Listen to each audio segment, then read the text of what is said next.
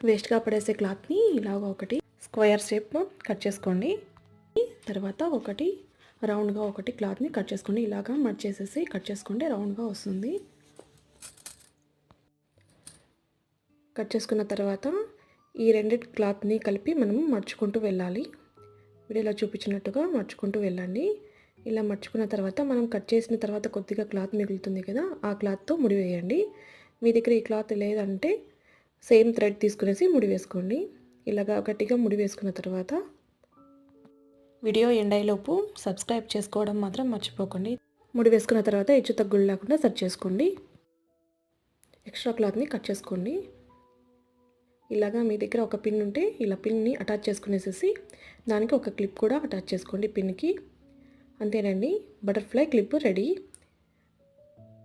ఎలా ఉందో కమెంట్ బాక్స్లో కమెంట్ చేయండి. అలాగే లైక్ చేసి సబ్స్క్రైబ్ చేసుకోండి. Thank you for watching.